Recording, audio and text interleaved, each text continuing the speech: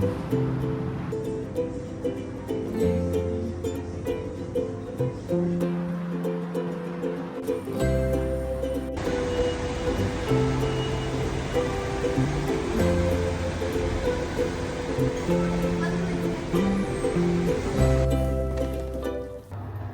guys, good day, and we're here sa Hong Kong and nakasay tayo sa mini hotel sa may Causeway Bay.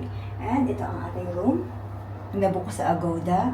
Ang nabuko is the Smart Queen Room. So ayan. This room nga pala, or this hotel is perfect for solo or couple travels. Ayan.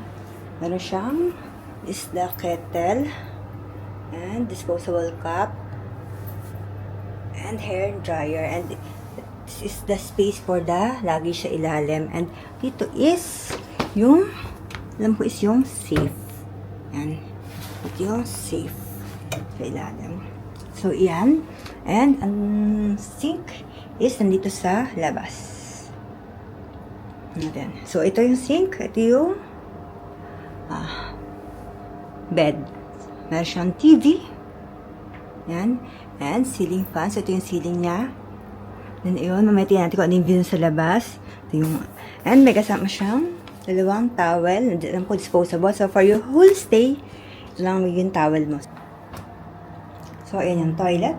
Yan na siya. And, ito yung shower area. So, ang shower area, yan. So, meron naman siyang kasamang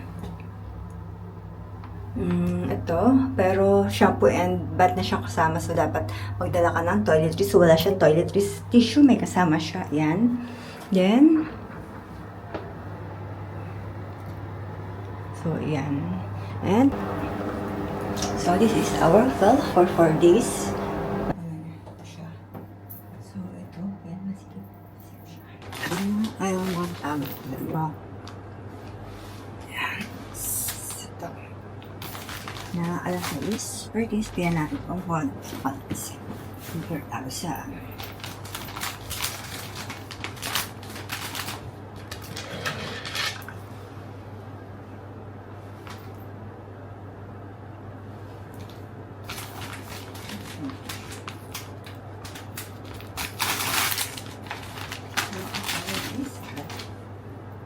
so may kasama siyang hand towel, pero disposable kasi siya, and ito siya kalipis. Yan.